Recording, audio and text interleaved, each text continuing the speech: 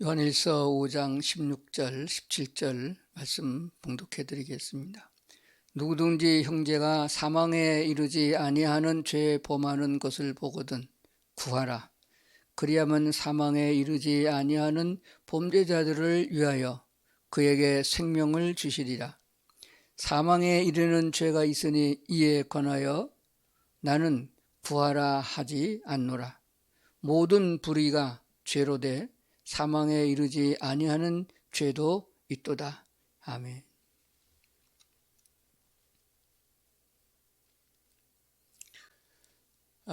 우리는 신약시대에 살고 있으며 예수 그리스도의 대속해 주신 그 보혈의 공로를 인하여 값없이 구원받아 하나님의 자녀로서 생활하고 있습니다. 이 땅에 있는 동안에 주의 음성을 들으며 성령의 이끌림을 받고 믿음이 양육되어져서 성숙하게 되어져서 하나님 나라에 합당한 자, 하나님 나라에 걸맞는 그런 믿음을 소유한 성도들이 되어가는 줄로 믿습니다. 오늘 요한일서 5장에 보면은 누구든지 형제가 사망에 이르지 아니하는 죄에 범하는 것을 보거든 구하라. 그러면 사망에 이르지 아니하는 생명을 주신다. 그러나 사망에 이르는 죄도 있으니 이에 대해서는 구하지 말라. 그것은 이미 확정된 것이다. 그러므로 17절에 가보니까 모든 불의가 죄로 돼 사망에 이르지 아니하는 죄도 있다라고 말씀을 하셨습니다. 하나님께서 에덴 동산 아담과 하와의 사건 이후로 하나님이 우리를 다시 부르셔서 하나님의 은총 가운데 두시고 하나님이 계획하시고 섭리하신 하나님 나라 백성으로 인도하시는 모든 모습을 구약에서 또는 신약에서 보고 있는데, 하나님이 구원하여 새로운 출발을 하는 시점에 엄청난 사건들이 있었음을 보게 됩니다. 사망에 이르는 죄, 그건 무엇이며 사망에 이르지 않은 죄란 무엇인가 하는 것을 살펴보는 시간이 되고자 합니다. 이스라엘 백성들이 애굽에서 나와서 그 고라 사건을 거친 후에 하나님이 약속한 가나안 땅을 드디어 들어가게 됐습니다. 그런데 여리고성을 함락하고 그리고 자신만만하게 아이성을 침략했을 때에 이스라엘 백성은 전쟁에 패했습니다.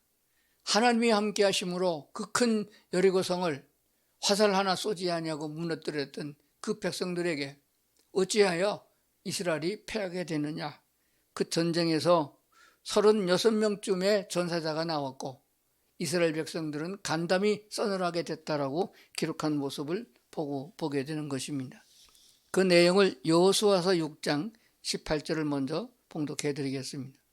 너희는 온전히 바치고 그 바친 것 중에서 어떤 것이든지 취하여 너희가 이스라엘 진영으로 바치는 것이 되게 하여 고통을 당하게 되지 않도록 오직 너희는 그 바친 물건에 손대지 말라. 19절입니다. 은, 금과 동철 기구들은 다 여호와께서 구별된 것이니 그것을 여호와의 곳간에 들을지니라 하니라. 이 말씀은 여리고성을 함락할 때 하나님이 주신 말씀이에요. 여리고성을 함락하고 그러니까 광야 생활을 거쳐서 정말로 지루한 여행, 수많은 사람이 세상을 떠났고 새로운 세대가 여호수아를 통해서 가나안 땅에 들어와 첫 번 전쟁에서 승리를 거두는 그때가 되는 것입니다. 그래서 여리고성을 함락하고 그 백성에게 빼앗은 물건을 너희는 아무것도 갖지 말라. 금과 은과 철로 된 것은 여호와의 곳간에 드리고 또 하여간 하나님 앞에서 얻어진 것, 그 바친 물건에 손대지 마라. 그러니까 여리고성을 함락했을 적에는 전쟁에서 승리만 하고 전쟁의 노획물을 너희가 갖지 말고 여호와께 드려라. 그런 말씀이 되어집니다. 왜 그러냐라고 하는 말씀은 주지 않았습니다. 그런데 아이성을 다시 침략했을 적에 아주 조그만 성이어서 한 3천 명만 보내도 되겠다. 다 갈 필요가 없겠느냐. 그래서 그들이 갔다가 그렇게 36명가량이나 이스라엘 백성이 죽임을 당하고 이스라엘 백성은 전쟁에 패했습니다. 그래서 여호수아서 7장 5절의 말씀을 제가 봅니다. 아이 사람들이 그들을 36명쯤 쳐 죽이고 성문 앞에서부터 스바림까지 쫓아가 내려가는 비탈에서 쳤으므로 백성의 마음이 녹아 물같이 된지라. 6절 여호수아가 옷을 찢고 이스라엘 장로들과 함께 여호와의 교회 앞에서 땅에 엎드려 머리에 티끌을 뒤집어 쓰고 저물도록 있다가 이르되 슬프도소이다. 주 여호와여 어찌하여 이 백성을 인도하여 요단을 건너게 하시고 우리를 아무리 사람의 손에 넘겨 멸망시키려 하셨나이까. 우리가 요단 저쪽을 만족하게 여겨 거주하였더라면 좋을 뻔하였나이다. 여호수아가 하나님의 전에 엎드려서 법궤 앞에 엎드려서 하나님께 간구하는 것입니다. 어찌하여 우리를 아무리 사람들의 손에 붙여 죽임을 당하게 하셨나이까.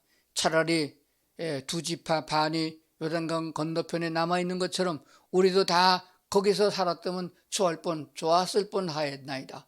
하나님께서 가나안 땅으로 가라 그래서 왔는데 이게 무슨 꼴입니까? 어찌된 일입니까?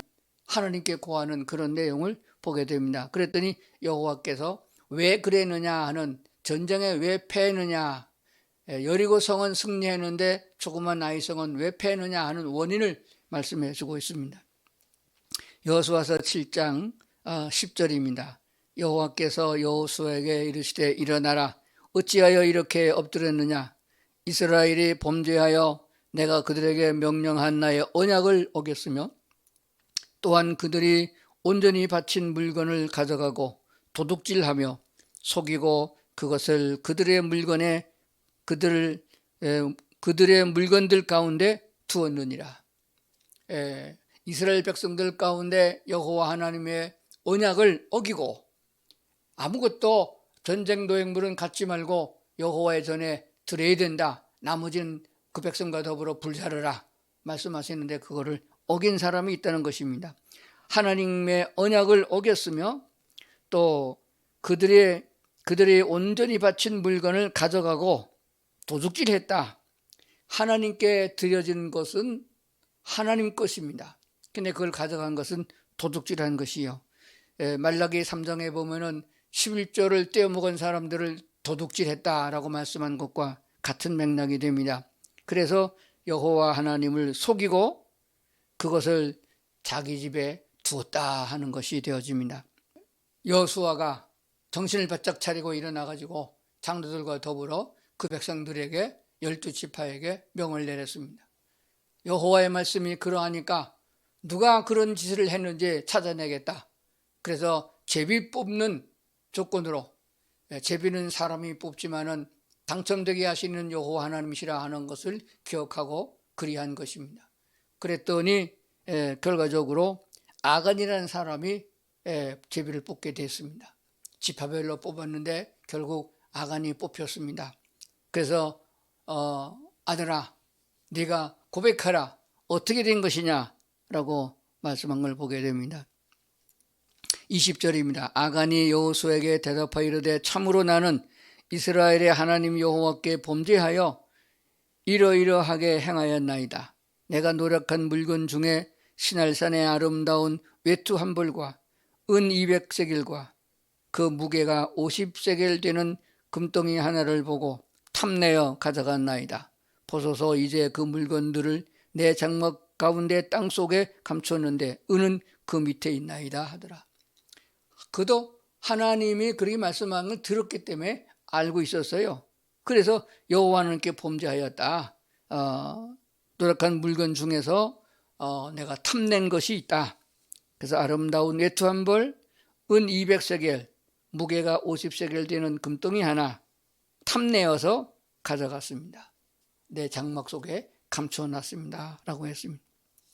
24절 여호수아가 이스라엘의 모든 사람과 더불어 세라의 아들 아간을 잡고 그 은과 그 외투와 그 금덩이와 그의 아들들과 그의 딸들과 그의 소들과 그의 나귀들과 그의 양들과 그의 장막과 그에게 속한 모든 것을 이끌고 아골 골짜기로 가서 돌로 쳐 죽인 사건, 그리고 불살라버린 사건이 일어나게 된 줄로 압니다. 하나님께서 진노하심을 풀고 아이성을 쳐서 승리하도록 이끌어준 내용이 되는 것입니다. 아간이라는 가장 한 사람이 범죄했는데 그 범죄한 사실을 가족들이 몰랐을 리가 없잖아요. 가족들도 알았어요. 입 다물고 있어라. 이것은 우리 것이다. 그렇게 여호와를 속이고 언약을 어기고 하나님의 것을 도둑질한 사건이 되어집니다. 그렇기 때문에 아간뿐만 아니라 그의 소유되어졌던 소속되었던 그 훔쳐갔던 것들 전부 다와 아들들, 그리고 딸들, 소들, 나귀들, 양들, 장막, 그에 속한 모든 것을 다 불태우고 돌에 맞아 죽는 사건이 일어나게 된 줄로 아는 것입니다. 한 가족이라 할지라도, 한 이불 속에 사는 사람이라 할지라도 여호와 하나님의 언약이 있으면은 그것을 지키도록 훈계하고 가르쳐야 되는 책임이 가장에게 있는 줄로 믿습니다. 자, 그래서 25절에 본 여호수아가 이르되 네가 어찌하여 우리를 괴롭게 하였느냐? 여호와께서 오늘 너를 괴롭게 하시리라 하니 온 이스라엘이 그를 돌로 치고 물건들도 돌로 치고 불사르고 그 위에 돌무더기를 크게 하였더니 오늘까지 있더라. 이렇게 기록한 것을 보게 됩니다. 새로운 시대를 여는, 하나님의 약속된 말씀을 따라서 새로운 시대를 여는 그때에 하나님의 언약이 얼마나 중요한 것인가 하는 것을 밝혀주고 있습니다. 자기 백성들은 성결해야 되며 진실해야 되며 약속을 어기지 않아야 되며 하나님의 귀한 성품을 닮아 하나님과 교제하는 수준이 이르러야 된다 하는 것을 말씀해 주고 있는 줄로 믿습니다. 레위기서 10장 1절과 2절을 봉독해 드리겠습니다. 아까도 잠시 말씀드렸는데 아론의 아들 나답과 아비후가 각기 향로를 가져다가 여호와께서 명하시지 아니한 다른 불을 담아 여호와 앞에 분향하였더니 불이 여호와 앞에서 나와 그들을 삼키매 그들이 여호와 앞에서 죽은지라. 그러니까 나답과 아비후는 레위 사람들, 제사장 계열입니다. 여호와 앞에 제사를 주관하는 자들입니다. 근데 그들이 여호와의 명을 어기고 하나님이 정한 불은 제일 처음에 불을 구할 적에 하늘에서 불을 내려서 불씨를 주셨으며 그 씨를 꺼뜨리지 않고 계속 그 불로 제단을 태워야 되는 하나님의 말씀이 있었습니다. 그것을 어기고 다른 불로 불이 꺼졌는지 환경을 불관리를 잘못해서 불이 꺼졌는지 아주 다른 불로 갔다가 지금으로 말하면 나이타든지 성냥불로다가 불을 붙여서 제단을 지키게 됐다는 사실입니다. 여호와께서 하늘에서 불이 내려 그 둘을 불살라버린 것을 보게 됩니다. 이들은 가나안 땅에서 일어난 사람들인 것을 보게 됩니다. 하나님께서 베풀어 주신 은혜를 입은 그 시대에 또 이렇게 사람이 죽는 사건이 일어난 것을 보게 됩니다. 사무엘하 6장 6절부터 7절의 말씀을 보겠습니다. 그들이 나곤의 타작마당에 이르러서는 소들이 뛰므로 우사가 손을 들어 하나님의 궤를 붙들었더니 여호와 하나님이 우사가 잘못함으로 말미암아 진노하사 그를 그곳에서 치시니 그가 거기 하나님의 궤 앞에서 죽으니라. 이렇게 말씀한 것을 보게 됩니다.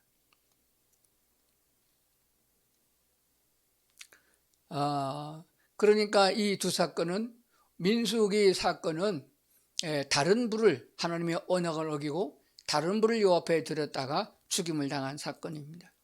마땅히 해야 되는 일을 하다가 그렇게 된 거예요. 사무엘하 6장에는 다윗 왕 시절에 블레셋에 빼앗겼던 법궤가 돌아왔고 그것을 보관하고 있다가 다윗성으로 인도하는 과정에서 소들이 뛰므로, 소가 뛰니까 새 수레에 실려있던 하나님의 법궤가 떨어질 것 같아서 그걸 떨어지지 않도록 붙들었더니 하나님이 그를 죽이신 거예요. 그가 무엇을 잘못했다고 죽입니까? 성경은 말씀하기를 하나님의 법궤는 반드시 레위 사람들이 어깨에 메고 옮기도록 되어 있습니다.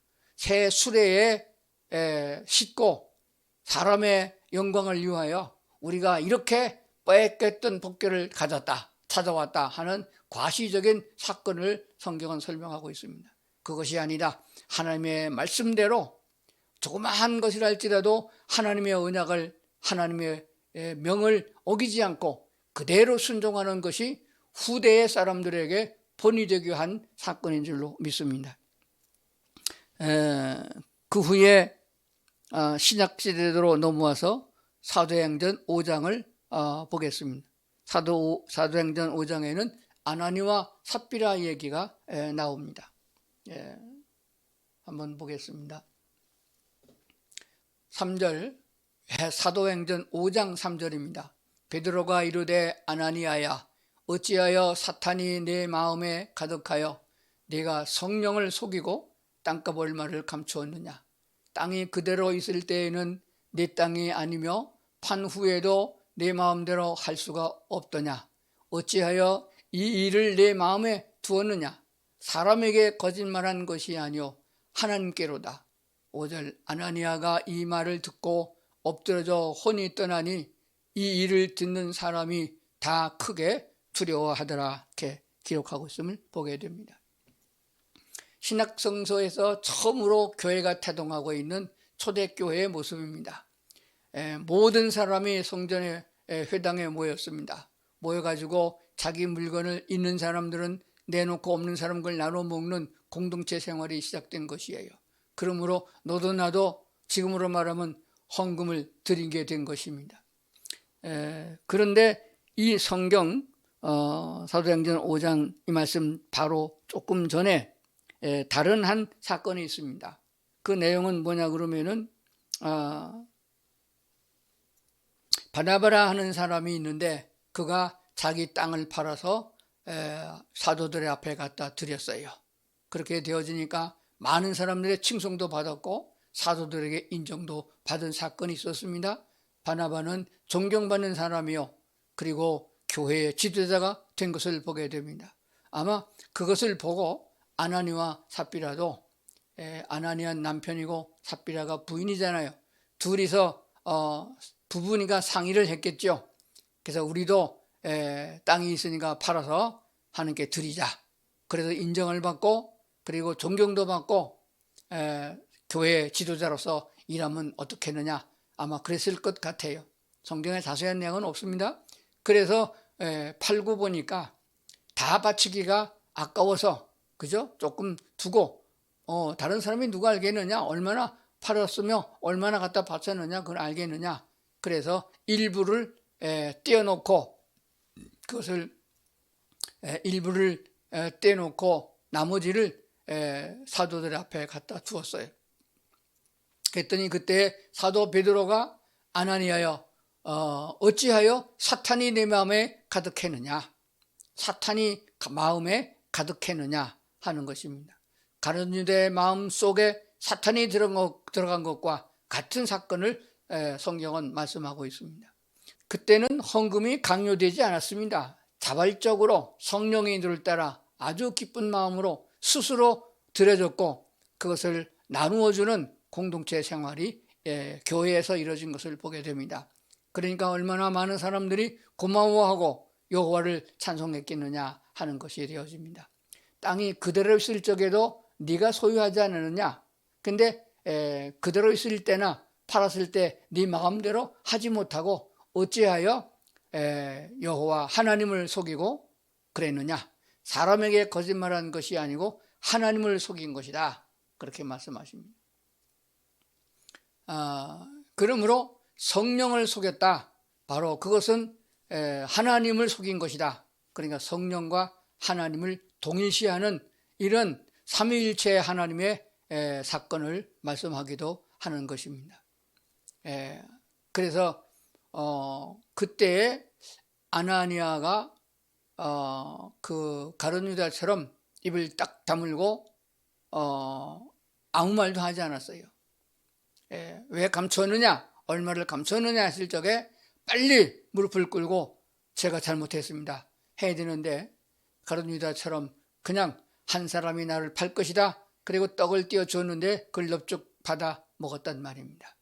시인했다는 것이에요. 결론적으로 아나니아는 그 말을 듣는 순간에, 사도 베드로가 말한 순간에 그는 혼이 떠나서 죽었다.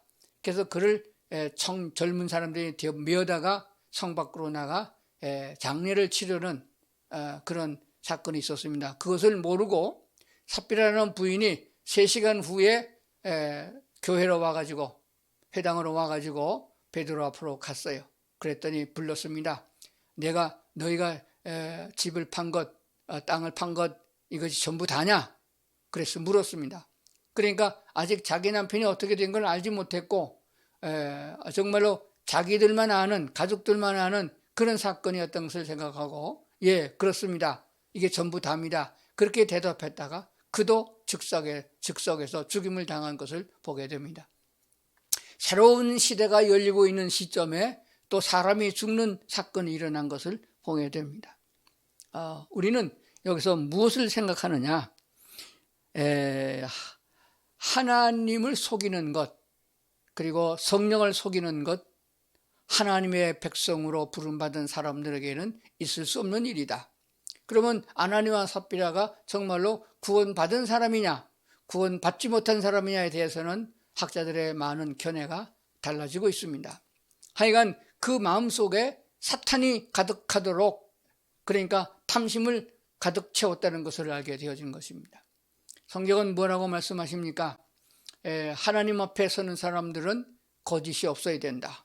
하나님이 제일 싫어하는 것이 거짓이요, 거짓의 아비는 사탄이라 하는 것을 성경에서 말씀하고 있는 줄로 믿습니다. 그러므로 하나님이 우리에게 말씀하시는 바는 여호와 하나님이 진실하시고 아멘이시고 참이신 것을 알게 됩니다. 그러므로 하나님과 교제하고 하나님의 백성으로 살아가는 사람은 똑같이 순수해야 됩니다.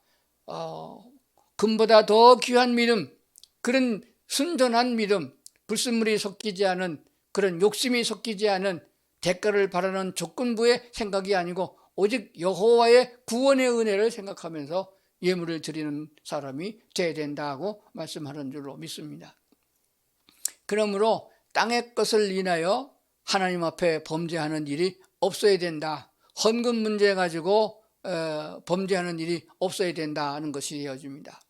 구약에는 당연하게 무엇을 하나님께 바쳐라 하는 율례가 있지만은 신약에는 절대로 그렇지 않습니다. 11조를 내야 된다, 감사금을 내야 된다, 그런 강요의 구절이 없습니다. 오직 성령의 인도를 따라서 자율적으로 그리해야 됩니다. 우리는 이 아나니아와 삽비라 사건에 대해서 한 번 더 깊이 생각할 문제가 있습니다.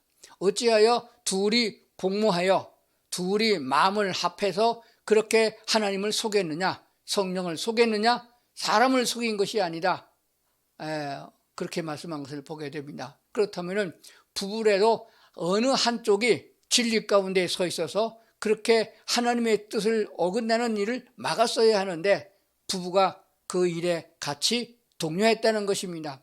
아간 사건에도 마찬가지입니다. 그 일가족을 다 몰살시킨 걸 보면은 가족을 하나밖에 없는 그 장막에 그 속에 감추었으니 어찌 가족이 몰랐겠습니까? 성경은 우리에게 말씀하는 바가 있습니다. 그러므로 아무리 금실이 좋은 부부랄지라도 어느 하나가 곁길로 가면은 그것을 진실한 하나님 편에 서 있는 사람이 그를 막아서 그 범죄에 이르지 아니하도록 해야 된다 하는 것이 되어집니다. 현 시대대로 보게 되면은 얼마든지 아나니와 삽비라의 일들이 일어나고 있습니다. 교회를 건축하는 일이 있을 적에 헌금하는 것을 보게 되면은 사람을 보고 헌금을 합니다. 저도 담임 목회할 적에 성전을 건축해 봤지만은 그 자율적으로 원하는 대로 헌금을 하라고 했지만은 그들은 사람을 먼저 봅니다. 어느 장로가 얼마 했는데 나도 얼마 해야지, 누가 얼마 했는데 나도 얼마 해야 되지, 그렇게 해서 억지로 사람의 체면을 생각하고 갖다 바치는 그런 경우들을 많이 보게 됩니다. 성령이 임했던 초대교회 사도행전 5장으로 돌아가면 다 죽임을 당했어야 마땅한 사람들이라고 믿습니다. 징계가 두려워서 여호와를 경외한다는 것은 신약성서의 뜻에 맞지 않습니다. 자율적으로 하나님이 먼저 은혜를 베풀어 주시고 하나님이 구원해 주시고 하나님이 택하여 인도해 주셨음을 너희가 알면은 우리가 전심으로 나를 구원하신 여호와 하나님께로 향하여 감사와 찬송과 영광을 돌려야 되는 일들입니다. 무엇 하나 억지로나 명령으로 되어지지 않습니다. 그것은 하나님의 사랑을 나타내 보여주는 것입니다. 사랑은 강요해서 되는 것이 아니며 돈으로 사랑을 살 수 있는 것이 아니며 어떤 인간의 노력으로도 하나님의 사랑을 우리가 소유할 수 없습니다. 사랑은 그 마음속에부터 진심으로 우러나오는 그 마음속에 깊은 곳에서 정말로 사랑하는 마음이 있어서 스스로 사랑해줘야 사랑이 완성되어지는 것입니다. 하나님이 먼저 우리를 그렇게 사랑하셨으면 우리도 그렇게 사랑하는 것이 마땅하나 우리가 하나님을 사랑하는 것은 형식적인 것이 많고 조건부가 많습니다. 하나님 내게 복을 주셨으니 내가 하나님을 사랑하고 내 자식이 잘되게 했으니 내가 하나님을 사랑하고 이런 것이 아닙니다. 조건이 없어도 더 욥과 같이 고난과 아픔과 그냥 있을 수 없는 환난 중에도 여호와께서 내 영혼을 구원해 주신 하나님을 향하여 찬송할 수 있는 그런 믿음의 소유자들이 되어야 그런 사람들로 하나님의 나라를 이루겠다 하는 것을 우리는 알게 되는 것입니다. 자, 그런데 그러면 구원받은 사람, 거듭난 사람이 성령의 인도를 받아서 살아가는데 그들이 하나님 앞에 온전히 행하지 못한 것들이 많이 있어요. 누구나 다 그렇습니다. 완전할 수가 없습니다. 믿음은 계속 날마다 성숙해 가가지고 우리가 하나님 나라에 갈 때쯤에는 이만하면 됐다 할 정도로 우리의 믿음을 성숙하게 하시는 하나님을 보게 됩니다. 그래서 하나님에 의해서 구원받은 성도들은, 그러니까 거듭나는 것은 사람의 노력으로 되지 않습니다. 방법으로 되지 않습니다. 오직 성령님의 은혜를 통하여 거듭나게 되는 것이에요. 그런데 거듭난 성도가 하나님 편에 서지 아니하고 다시 옛날처럼 세상으로 돌아가 마귀 편에 서고 마귀짓만 하고 사탄이 시키는 대로 악에 거하게 되면 문제가 되는 것입니다. 그래도 그 영혼은 구원받은 하나님의 백성이거든요. 그렇다면은 성경은 거기에 대해서 뭐라고 말하고 있느냐? 저런 사람을 교회 안에 그냥 두면은 다른 사람들도 그 본을 받겠구나. 그래서 하나님이 그를 쳐서 죽여서 육체는 죽이지만은 영혼은 하나님 것이니까 영혼을 구원하게 하려 합니다 하는 것을 보게 되는 것입니다. 고린도전서 5장에 있는 말씀을 보면은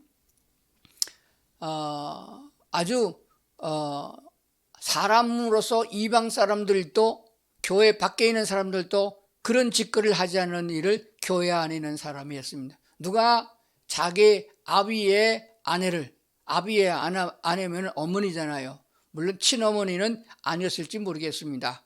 그래도 어머니였으나 그를 강간하여 음행의 죄를 지은 사건을 성경은 가리키고 있습니다. 그런 사람들을 징계하는 장면이 바로 고린도전서 5장 4절부터 5절까지 나옵니다. 주 예수의 이름으로 너희가 내 영과 함께 모여서 우리 주 예수의 능력으로 이런 자를 사탄에게 내어주었으니 이는 육신은 멸하고 영은 주 예수의 날에 구원을 받게 하려 합니다. 육을 쳐서 이 세상에 더 살지 못하게 멸하여 다른 사람이 그 악한 본을 받지 않게 한 것을 보게 됩니다. 그러나 오직 십자가의 은혜를 통하여 하나님의 은혜를 통하여 구원받은 생명은 멸하지 아니하고 주 예수께서 재림할 적에 함께 만나서 영원히 구원받는 그런 사건이라고 성경은 가르쳐주고 있음을 보게 됩니다. 마태복음 12장 31절 그러므로 내가 너희에게 이르노니 사람에 대한 모든 죄와 모독은 사하심을 얻되 성령을 모독하는 것은 사하심을 얻지 못하겠고 그랬습니다. 사람이 사람에게 지은 죄와 그 모독은 회개하면은 용서해 주시는 것이에요. 이 회개는 본질적인 거듭나는 회개가 아니고 생활 속에서 하나님의 뜻을 따라 살지 못했던 죄를 말합니다. 그래서 요한 서신에는 너의 죄를 자백하면은 하나님은 미쁘시사 너의 죄를 사하실 것이요 라고 말씀한 내용과 같은 내용이 되어집니다. 그리고 에베소서 4장 30절에 보면은 하나님의 성령을 근심하게 하지 말라. 그 안에서 너희가 구원의 날까지 인치심을 받았느니라 하는 것입니다. 그러니까 성령께서 하나님이신 성령님이 시작 시대에 우리 속에서 말씀을 주시고 인도하고 계십니다. 그런데 그 성령의 역사를 거역하지 말라.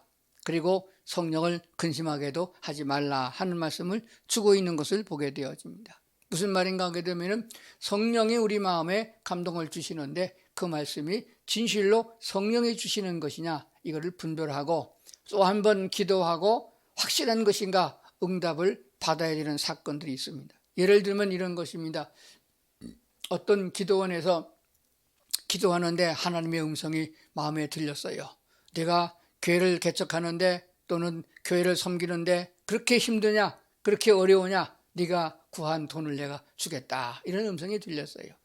너의 교인 중에 누구를 찾아가라. 그러면 그가 가지고 있는 돈이 아마 몇천 몇만 원 몇백 원까지 정확하게 말씀을 주었다고 그랬습니다. 그래서 그를 찾아갔습니다. 하나님이 말씀하셨는데 이렇게 당신에게 돈이 있는데 그게 바로 몇천 몇백 몇십 원까지 정확하게 그 숫자를 댔습니다. 그런데 어쩌면 어저께 적금을 타서 놓았던 그 돈의 액수와 정확하게 맞았다는 겁니다. 그러면은 그것이 하나님의 뜻이었고 하나님의 음성이었느냐? 그게 아니라는 것이에요. 하나님께서는 그런 사건에 상대방에 있는 사건에 대해서는 이쪽에도 하나님의 말씀을 주시고 이쪽에도 하나님의 말씀을 주셔서 둘이 똑같이 하나님의 말씀을 순종하는 역사를 가져오게 하는 줄로 믿습니다. 사도행전에 나오는 10장에 나오는 말씀인데 한 백부장이 구원받을 수 있도록 성령이 그를 인도했습니다. 베드로를 초청하라. 베드로는 요바에 있는데 해변에 있다. 그렇게까지 가르쳐 줬습니다. 그런데 베드로는 이방인과 교제하지 않고 이방인의 집에 가지도 않는 사람입니다. 그래서 하나님은 베드로에게도 하나님의 뜻을 나타내 주었어요. 보자기 같은 걸 내려주고 지저분한 걸 두고 잡아먹으라 3번씩이나 말씀하셨습니다. 그리고 사람들이 초대한 사람이 밖에 왔을 적에 성령께서 베드로의 마음에 역사하여 따라가라 까지 한 것을 보게 됩니다. 그러니까 이렇게 쌍방에 양쪽에 같이 동의를 구해야 되는 사건에는 성령 하나님께서 이쪽에도 같은 말씀을 주시고 이쪽에도 같은 말씀을 주신다는 것을 기억해야 됩니다. 한 사람만 성령의 은혜를 받고 상대방은 안 받았다. 그게 같은 상대성을 가지고 있는 사람의 관계라고 그러면은 문제가 있는 것이 되어집니다. 그때는 성령이 내게 주신 말씀이 확실한가 다시 한번 시간을 두고 기도하고 그래서 하나님의 응답이 확실하면은 그쪽에도 하나님의 응답이 주셨는가를 물어보고 그리고 행하는 성도들이 되어야 된다고 말씀하십니다.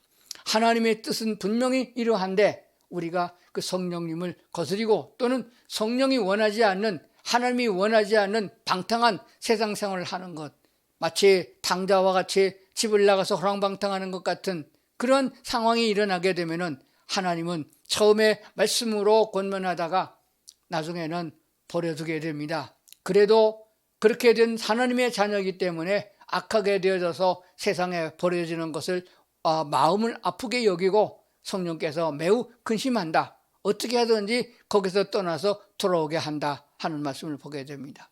수없이 교도소를 들락거리며 전과를 4범 5범을 쌓아가는 그리스도인들이 있습니다. 그런 모습을 보고 그의 부모는 얼마나 마음이 아프겠으며 그가 만약에 거듭난 하나님의 사람이라고 그러면 얼마나 성령께서 근심하겠는가 생각해 봐야 됩니다. 그러므로 사람이 판단하기에 저 사람은 거듭나지 못한 사람이야 이렇게 평가해서는 안 됩니다. 거듭나는 것은 오직 하나님만이 아시고 그 본인만이 고백했기 때문에 본인만이 아는 사건입니다. 사람이 사람의 생각으로 행위를 봐가지고 열매를 보니까 알겠다. 행위가 열매가 될 수는 없습니다. 우리는 그리스도 예수의 보혈의 열매가 구원이고 영생인 것은 확실합니다. 생활 속에서 우리가 하나님의 뜻에 맞지 않는 하나님의 말씀에 곁길로 가는 그런 행위를 했으기에는 성령께서 회개하도록 촉구하십니다. 그때 우리는 하나님의 말씀을 따라서 회개하는 역사가 있어서 성령께서 근심하지 않도록 오히려 하나님이 기뻐하시고 성령 하나님이 기뻐하는 그런 삶으로 나가야 하는 것이 되어집니다. 그러므로 우리가 이것들을 잘 분별하기 위해서는 기도의 생활을 끊이지 않아야 되며 하나님께서 응답을 주실 적에는 시간까지 하나님께 맡겨야 됩니다. 결론의 말씀을 드립니다. 하나님이 모든 것을 행하십니다. 창세기의 모든 사건부터 신약에 이르기까지 다 하나님의 섭리 가운데 있습니다. 하나님이 계획하시고 섭리하시고 인도하셨음을 보게 되어집니다.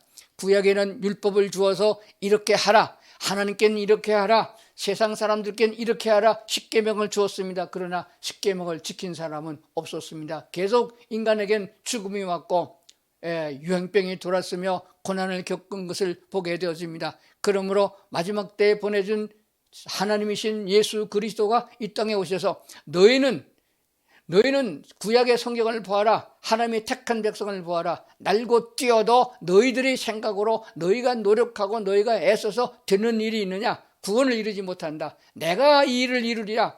그래서 예수님이 친히 십자가를 지고 우리의 모든 죄를 대속해 주신 사건을 보게 됩니다. 십자가를 질 적에 예수님은 이렇게 말씀하셨습니다. 내가 다 이루었다라고 했습니다. 이 말씀을 믿고 십자가의 보혈의 공로 복음을 듣고 예수님을 믿겠다고 결심하고 신앙 고백을 하고 하나님의 자녀가 된 성도들이라면 무엇이 중요한 것인가? 하나님으로 일하게 하고 우리는 그 뒤를 따라가는 것입니다. 내가 뭘 하겠다고 나서서는 되는 일이 아닙니다. 하나님이 일하시겠다 그랬는데 그걸 제한하는 것이 되어지는 것이에요.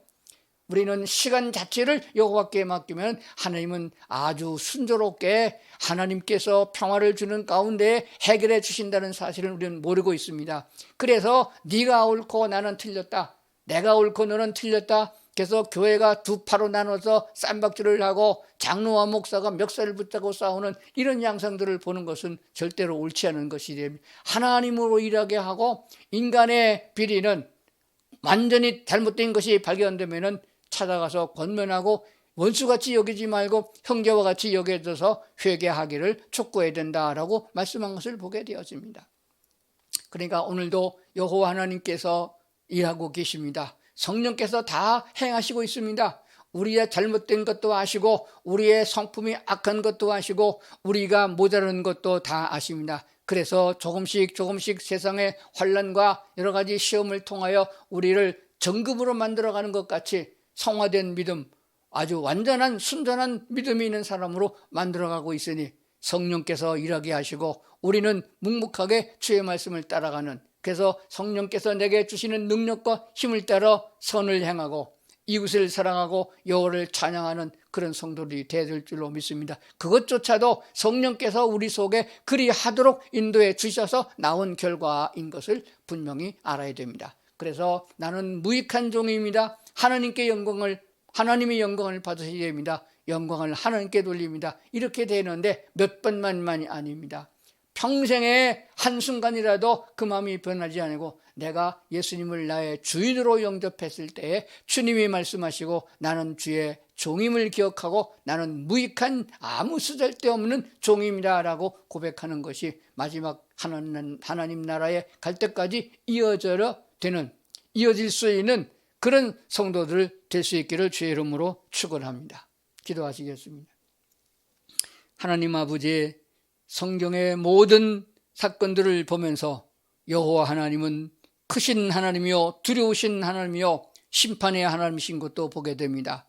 또한 신약성서에 나타난 하나님의 사랑은 사랑이시며 그 사랑은 세상에 어느 누구에도 볼 수 없는 희생적이고 헌신적인 우리를 대속해 주시는 그런 사랑이었음을 보게 됩니다.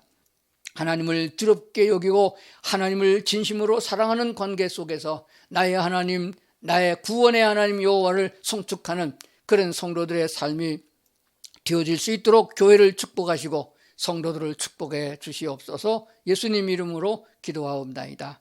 아멘.